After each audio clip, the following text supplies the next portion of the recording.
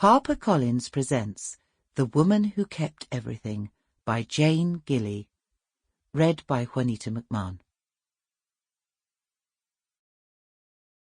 Chapter 1. The boiling hot water splashed over Gloria's fingers. Ah! She did a little agony dance while she waited for the pain to ease, blowing on her fingers. Damn! She'd need to get outside to dunk her hand in the cold water barrel. Her oldest friend, Tilsbury, was always harping on about that darned pan, said that using it without a lid instead of a kettle might prove disastrous one day. Gloria wouldn't buy a kettle, though. Said she didn't have the money for expensive items like that.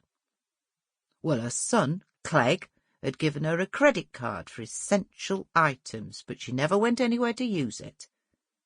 In fact, she rarely went out at all.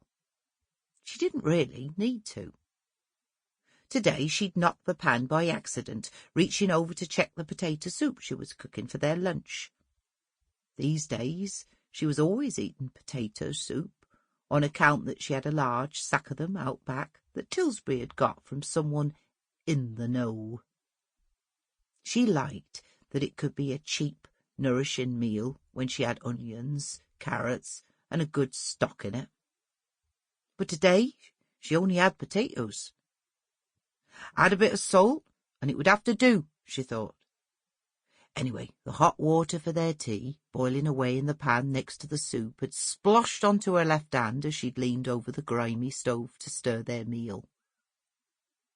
Gloria grunted as she hitched up her crimpoline dress and clambered over the piles of squashed cardboard boxes and magazines, nearly slipping on mouldy tea bags, decomposing potato skins, marmalade, smeared crusts, and other detritus around the kitchen sink unit. She no longer noticed the stink like rotting cabbage. Empty, dripping, or congealed milk cartons, plastic bags and other household rubbish also littered the floor, more obstacles to tackle in order to get to that cold water barrel outside by the back door. The original Georgian taps in her kitchen sink had long since seized up, so the only water she could use was in that rainwater barrel outdoors, for cooking, for occasional washing, for everything really. But at 79, she knew she was getting too old for all this. Her fingers were blistered from similar events. A kettle would make things easier, of course, but it wasn't just the money. She felt pretty much housebound now, more from lack of motivation and despondency than anything else. There wasn't anything physically preventing her from doing things. She occasionally forgot things, but she wasn't an invalid, and she didn't need to use a walking stick yet, even though she was a bit wobbly on her feet sometimes. So she could go down to the shops if she wanted. She just didn't want to anymore. Anyway, Tilsbury would pop by and get her the things she really needed, when she needed anything. "Go fetch us a tub of marge," she'd say to Tilsbury when he came round to see what else she needed before he went to fetch a pension for her. "Bit of honey wouldn't go amiss, either. And get me a bar of that imperial leather soap.